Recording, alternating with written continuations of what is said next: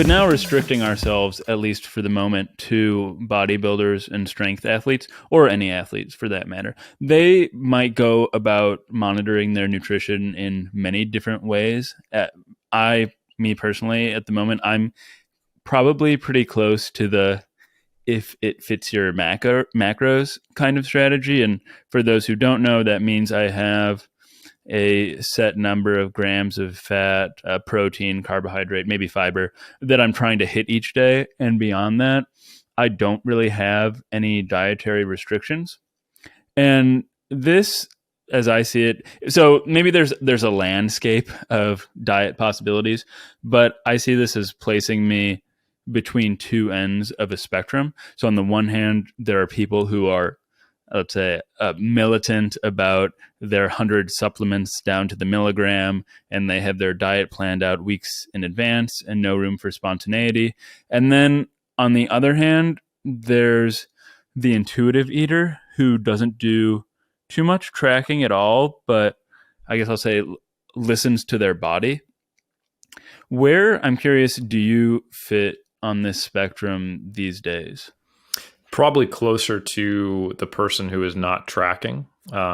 And that's mainly because I tracked for so long, and I was able to incorporate that experience into connecting it with a certain level of hunger, energy, fullness, and at different ranges of body fat across the spectrum, because your kind of baseline when you're shredded is, if you were to eat quote unquote intuitively, you'd be in a surplus, right? Because that's where your body is trying to drive you towards. So I also think that most of the people who fall, if in the paradigm of like bodybuilding nutrition specifically, so we're not talking about intuitive eating TM, which is a whole separate thing, but people who don't track but manipulate their body composition for the purposes of bodybuilding, and they're more on that side of the spectrum, which you laid out, they typically have experience with tracking. And they've, not to denigrate anyone who is still tracking, they've kind of evolved past that, in my opinion. And they've been able to customize that a little more to the day-to-day changes. I consider it a form of auto-regulation, right? So in the same way that your strength on any given day might fluctuate, say 10%. Like let's say today you can squat 500 pounds, but tomorrow you're fatigued or whatever reason, it's 475. And then 2 days later, it might be 510, 520. Being able to gauge that and use tools like RPE or something like that to choose the right load on the bar that day for your strength levels is kind of similar to the fact that our energy expenditure varies pretty substantially day to day. And, being able to eat in a consistent surplus or at maintenance or in a deficit by being aware of what your body signals tell you is something that's important. But that also comes from having an idea of tracking. So it takes me about 2 minutes without tracking all day to reflect back on what I ate and be, say, if I had to guess, 90% accurate on my caloric intake, which is probably pretty similar if I was actually tracking and weighing my foods, because there's inherent error, in every step of the process of tracking. So I personally, Dog got mad at the cat while he was sleeping. Don't wake me up, bro. Yeah. So I personally, I may track at certain phases of contest prep, which for those who don't know, I am currently prepping for a bodybuilding show. But right now I'm more looking at the outcome rather than necessarily the day-to-day box ticking. So I'm looking for a certain rate of weight loss, and I'm looking to be able to perform in the gym a certain way. And I know what that roughly feels like. I can tell when I look and feel depleted. So there's a large experience component here. But something I would say is that, in every sport, maybe except for bodybuilding where people are very, very neurotic, we tend to praise when an athlete is good at listening to their body. And that's the process of moving from being a novice athlete to a very experienced one, is having better body awareness and being able to connect on a more quote unquote intuitive level, which is really just, pattern recognition when you think about it. So therefore, by definition, it takes experience to kind of do that. My colleague, Alberto Nunez, who's one of the other coaches at 3DMJ, and he did his first show, is the same first show I did. So we've kind of been in the game, quote unquote, for a similar amount of time. He just recently competed and competed at the highest level. He placed 5th in the middleweight class in WNBF Worlds, which is the most competitive division at the most competitive show and the most competitive natural bodybuilding organization. Placing top 5 is a pretty big deal. And he didn't track his nutrition at all throughout that whole process. And he's known as one of the more conditioned or lean competitors who competes. And I did something similar in 2019, but I got to a point where I was like, I want to track just because maybe I'm doing this wrong. And it was more of a fear-based decision. So in 2023, now that I'm prepping again, I'm trying to see, like in working with Berto, can I leverage my experiences here? And it's a different process. So Berto's coaching me, and he will give me like outcomes. Like, hey, I want this week. Let's not lose any weight. Let's just stick at maintenance. Let's recover because you just lost a fair amount of weight and you're traveling and you cross some time zones. You're getting poor sleep. Let's get your performance bounce back. Let's get your sleep in order. And then once we've had a week there, we can kind of pull the rug out from underneath you, and we'll get back into losing, say, 1% of your body weight per week. Let's have that as a target, and we'll run that for a month. And I want you to have high days on these days before your training sessions where you're training your most important muscle groups. And what that high day looks like, what those low days look like, I kind of decide, and I decide in an intuitive sense, so long as I'm meeting those goal outcomes. So it is a more intuitive process, but it ends up being very similar to if I was tracking macros, except the energy fluctuates as needed on a day-to-day. And I eat very similar on a day-to-day basis. And it's not like I sit down and like, I'm going to eat some chips. It's more like I'm still having that kind of similar meal structure that I've had ever since I was following a more if it fits your macros based approach. So hopefully that answers your question in probably more detail than you were even asking for. It's kind of a surprising answer. It's not what I was expecting. I was expecting that you would have said that your goal, so to speak, maybe it's not explicitly formulated, but your goal is to eat intuitively when you're maintaining, or maybe in the off season when you're trying to gain at a reasonable rate. But I would have thought that you would be paying very close attention to your macros, at least as you're cutting, and maybe have some sort of intuitive approach in the sense that you might be willing to modify your macro allotment or expectations based on how you're feeling week to week, but you would still be tracking those things just to make sure you're hitting targets, because I know that you don't want to be all of a sudden like having to starve yourself for 3 days at the end of the prep cycle to make sure you hit your weight. It really is down to a science a lot of the time, or at least that's how it sounds to me when I hear other bodybuilders talk about their prep. Yeah, I mean, if you have to starve yourself at the end of 3 days to see the kind of consistency that you're looking for, and point being is you're not going to see consistent weight loss on a week-to-week basis because it varies. So you got to look at kind of longer time scales and trends, which requires some, like I'm still tracking my body weight on a day-to-day basis and looking at like 10-day averages and things like that. And so like smoothing that so I can get a better idea. And you pay more attention to your body weight loss early on, and then more attention to the actual physical changes you see visually, which is the actual outcome you're looking for as you get leaner and leaner. But yeah, if you are in a situation where to be consistent and kind of, hit that, and you have to go starve yourself for 3 days, then you're probably not ready to do this. But that's absolutely not something that I run into or someone should be running into if they're doing this, because that means their intuitive eating is actually more variable than if they were tracking. So the only reason someone would want to do this is if it actually is an improvement on tracking macros, which it absolutely is, and for me, because there's a cost to tracking macros. One kind of falsehood that quantitative researchers, and I'm one of them, isn't really acknowledging in the typical paradigms of methodology we use, is that by measuring things, we're influencing the outcomes. It's hard to quantify what is the influence of taking the dalda on your stress levels and sitting there and reflecting and quantifying your stress. And one thing I noticed as a coach is that you might have someone who was tracking their macro or was just eating, before they got into competitive bodybuilding. And let's say they had a low energy expenditure. Let's say they're a big person, but they only expend 2,000 calories on a day-to-day basis, which is low, but still within the realm of human variability. But once they start tracking and they're like, oh my God, I have to eat 1,700 calories to start this diet. What's wrong with me? And that seems to actually influence how hungry they are, when otherwise they might not even really think about it. They're on quote unquote poverty macros. It also takes time to track things and pay attention to them. And there's the old saying, what's measured is managed. But I think to add a little more nuance to that is you should measure things with the precision to which they matter. And it's very difficult to justify that, say, a 50-gram swing in carbohydrates, with that being equated for calories in fats, really makes much of a difference, or could make any difference, even for different individuals. So sometimes you'll see coaches provide, I want you to hit within, they'll give I want you to eat 41 grams of fat, like that'll be the guidance that they give to hit their target calories. And they give you a breakdown.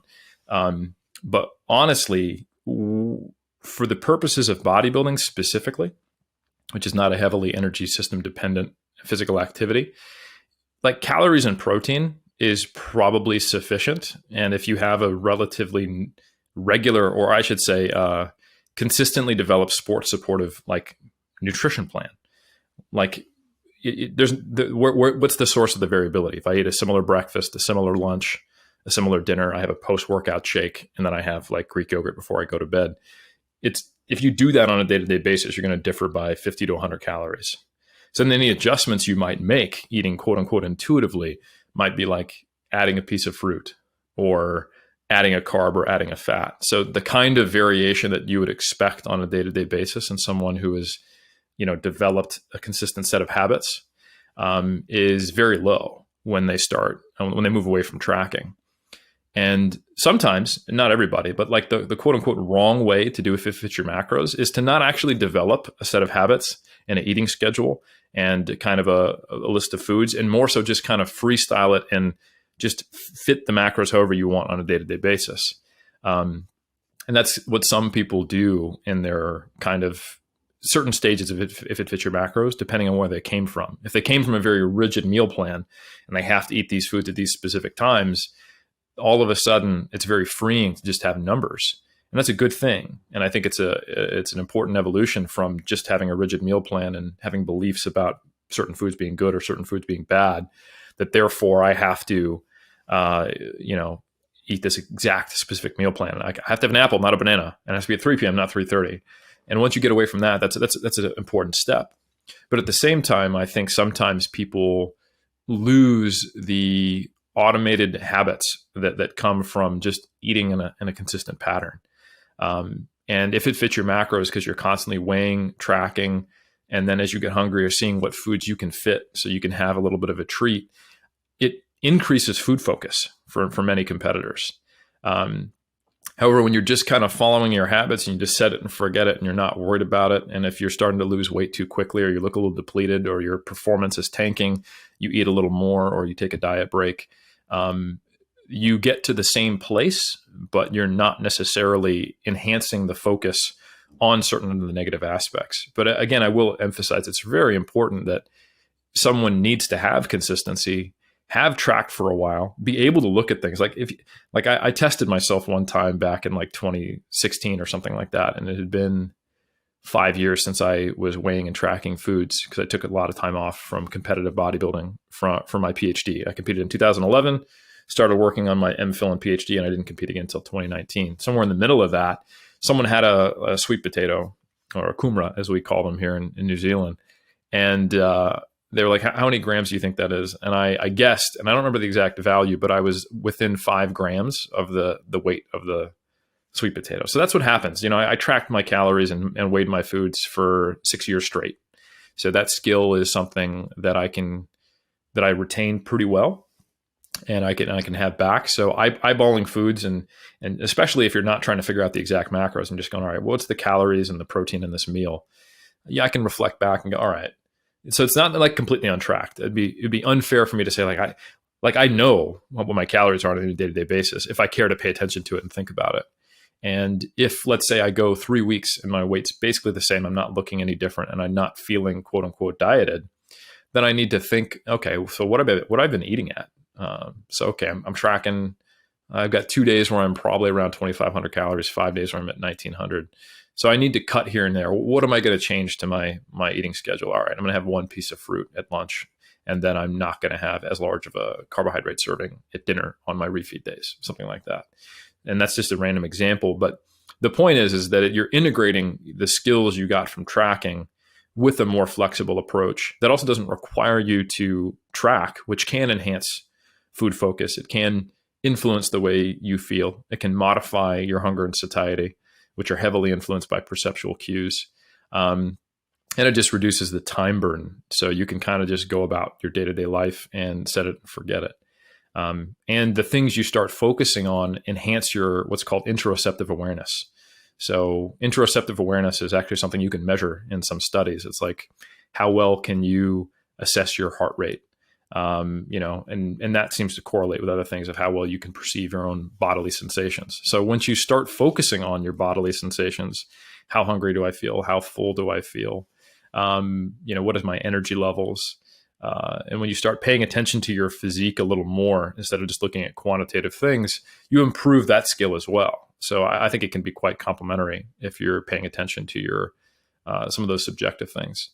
Now, on top of not only do you need the experience and the skill set to do this, and that's not something that I recommend people start at, you also need to be emotionally comfortable with the idea.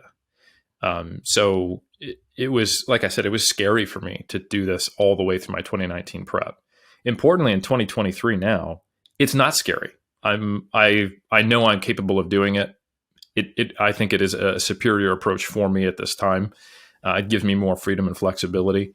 And if at any point it is not working, I have all these other skills I can fall back on. Right. So I see it as another tool to put in your toolbox, but one that you need to develop over time. And I think it's very difficult for some of the more neurotic quantitative bodybuilders who give themselves the comfort of feeling, because I'm tracking something, that it's more minutely and scientifically managed. But in reality, it's like, well, you can't track your energy expenditure. There's not going to be an effect of the kind of variations larger than the one you're even allowing in your macro intake. And there is an effect of tracking. So this makes you feel more comfortable, which is valuable, but let's not pretend it's optimal just because it's more quantified. So I think that's an important kind of first realization that a bodybuilder needs to have if they want to move towards this, but they don't have to. You can certainly stay with a tracking approach. And it can be a little more like quantified, like you said, like, all right, I give myself a 200 calorie range and I track calories and protein. And then based upon how I feel, I go up or down. So you can put quantitative restraints on it, or constraints, I should say. But I don't think you necessarily need to. Ultimately, the outcome is what we care about. If someone's losing at an appropriate rate, maintaining muscle mass, looking better, getting leaner, and they get shredded, they did it right, So ultimately, that's kind of what we're trying to get to is an outcome, rather than a process which we want to convince ourselves is better or worse. You know what I'm saying? Mm-hmm. Yeah. So though you've given a really great explanation, I think, of why it's been so successful for you, intuitive eating, and also of its downsides. I mean, I hadn't considered really the added stress that comes with tracking, for example, because I don't have that. I enjoy the tracking, and for me, it's like a useful sort of track to follow. I guess I prefer that to the freedom. You've also pointed out that, especially in your case, it seems to require a lot of experience. And if it's an ideal, though, how do you recommend that people move toward it if they aren't even tracking to begin with? Yeah, that's a great question. And I think, tracking didn't bother me either when I did it. I did it for 5 years. And I looked up one day and I was like, why am I doing this? I couldn't justify to myself why I was doing it. I was like, I'm not going to be competing for years. I know what I need to eat on a day-to-day basis. And I'm trying to get to an outcome like a rate of weight gain and strength improvement. So like, why am I weighing my lunch? I couldn't convince myself, as a scientist. And the only thing I could rely on is, I do this because I do it and it makes me feel comfortable. And I just felt like an adult man with like his Banky and holding it so that I felt comfortable when I did a sleepover at my buddy's house, in kindergarten. So I was like, I don't need my Banky anymore. Like, let's try this. Let's see if I can stay in the 93 kilo class. Like, am I just going to get overweight because I'm not tracking? And then I was able to like lose weight, gain weight within a certain range. And initially for me, when I did cut, or I did need to make specific manipulations to my body composition, I would just take tracking off the shelf. And I think that's a great intermediary step. Now, to answer your question more directly, when I do teach this to people who are open to it or interested in it and who want to develop, a better body awareness, typically, if they're not even tracking yet, the goal is to introduce tracking in a facilitative way to learning rather than as a way to hit targets. So most people, their first exposure to if it fits your macros or tracking calories is to hit specific targets. Like someone says, okay, I went to this website, ifitfitsyourmacros.com. I'm supposed to eat 200 grams of protein, 300 grams of carbs, and 70 grams of fat. And then they go down the rabbit hole. They download MyFitnessPal. They're trying to figure out which foods fit these things. They're learning like, oh, do I track my chicken cooked or raw? Like, okay, wait, is that a cup of rice cooked? Or, okay, so I can zero the scale, like all the little skills that you learn. And you're on MyFitnessPal and you're like, why is there 8 different entries for pizza? And there's a 600 calorie range. Which one do I choose? And you go on Reddit and you're like, hey, how much is in a pizza? Like all these things that are totally new. And then like, oh, I'm stalled and I'm only eating 1,800 calories. And then someone's like, did you count the milk you put in your coffee? Oh, like, all right, did you count the butter or the oil? Like, oh shit, I'm actually eating 2,500 calories, right? So that process is a 6-month to 24-month process of actually learning how to do this like well. And as a coach, you can fast track that for somebody. You send a little PDF, an introduction thing, you do some videos, and they can learn that in a couple months. Honestly, you can greatly fast track them if they have the right resources, the mentorship, all that stuff. But it is still a relatively challenging skill to develop.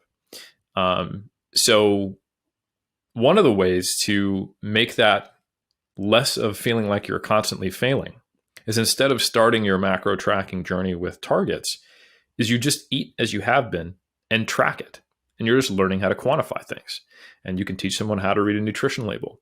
And as they get better and better and better, now they actually have not only a qualitative understanding of what their day-to-day nutrition habits are, but a quantitative understanding.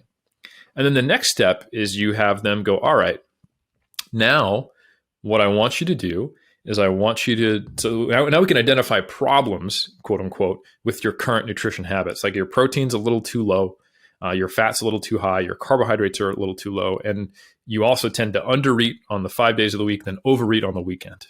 I just described like 70% of people's like typical nutrition habits when you finally, yeah, maybe, right? When you actually look at them, right? So then you ask them, okay, so now that you've read all these nutrition labels, now you're heavily familiar with which of your foods are dominated by carbohydrates, fat, and or protein. Before they started this process, they were thinking nuts were high in protein, and the little nut snack they had, like, oh, it's actually all fat. Now they're going, okay, so I understand the quantitative composition of my nutrition. I also know what I like and the things that I like to eat for breakfast, lunch, and dinner, and for snacks. What type of easy swaps can I make to make those shifts? So what can I do to cut down on calories on the weekend? What can I do to increase my calories on weekdays? How do I increase my protein on weekdays? And what are some ways I can swap higher fat foods for higher carbohydrate and higher protein foods? And they start to go, oh, I can swap out these higher fat dairies with low fat dairies. Oh, I can simply replace some of my sodas with diet sodas. I can do this cheese instead of that cheese. I can add some fruits to my diet for lunch here, and have an extra serving of rice with dinner. And I can choose a leaner cut of meat. And then on the weekends, I'm just going to try to eat out once instead of 3 times for 1 lunch and 2 dinners, or what have you. And you actually have them do that. So you go, all right, I want you to write yourself 3 meal plans to fit within 10% of these targets for the weekend and the weekdays. And then once they do that, now they actually are going through the process of trying to make swaps and trying to make foods fit numbers. And when they finally completed those meals, then they get to trial it. So this is kind of like, phase 2 of this process. Initially, it's just track, learn tracking, see where you're at. And then it's solve problems and actually get in there and try to make these changes and then see how it feels. How do you like it? Did these swaps work? And if they didn't, what are ways to modify it? And then from there, then we can keep making adjustments. And then we can figure out, all right, which of these tracking behaviors can we let go of while still getting to our outcome that we're trying to get to? Because ultimately, the goal is not to track. The goal is to get to an outcome. And tracking should be an educational process and a facilitative process to do that.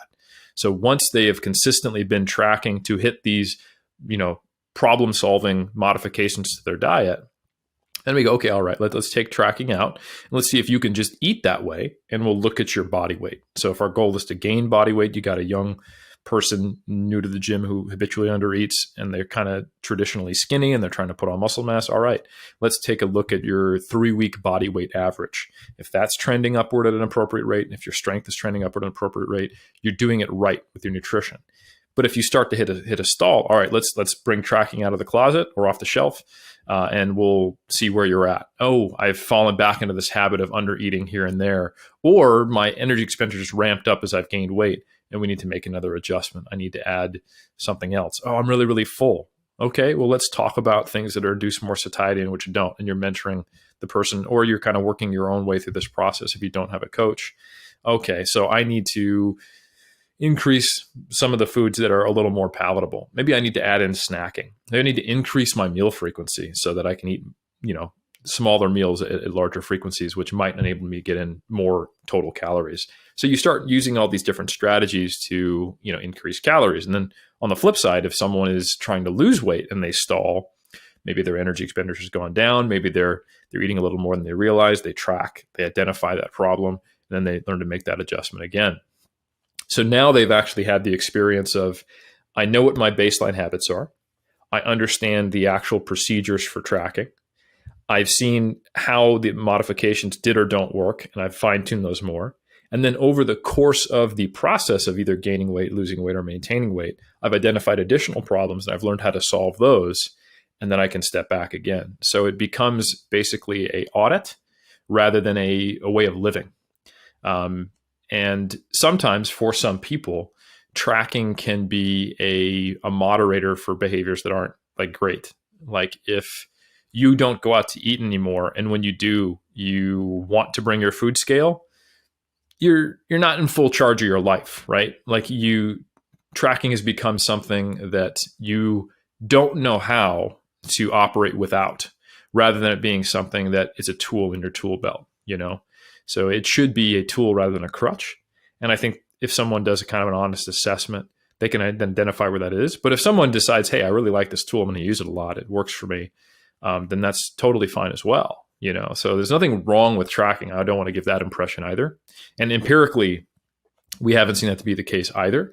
There has been some concerns as if whether or not tracking and basically weight monitoring and physique monitoring behaviors are always associated with eating disorders and body image dissatisfaction because they do co-vary. So generally, something like 3/4 of people with eating disorders do track their calories, right? But what's the chicken or the egg? And when we look at studies on disordered eating and tracking, when you use for entrance criteria for the participants that they don't currently have an eating disorder and they don't score highly on eating behaviors that are associated with eating disorders, we don't see a causational relationship with tracking leading to more disordered eating or the development of eating disorders. But it is very possible, based upon some of the correlational research we have, that it can be a moderating factor in people who already have a predisposition or a high degree of disordered eating or an actual diagnosed eating disorder that can maintain or exacerbate the negative experiences associated with it. So there's still interest there. It's not necessarily a totally closed book, but it is worth understanding the facilitative and debilitative ways of tracking. And one other kind of paradigm of looking at nutrition is the type of restraint you're putting out there. So there's been a line of research that goes back 30 years now, since the early 90s, where the 3-factor eating questionnaire, which has emotional eating, it has disinhibition, it has dietary restraint.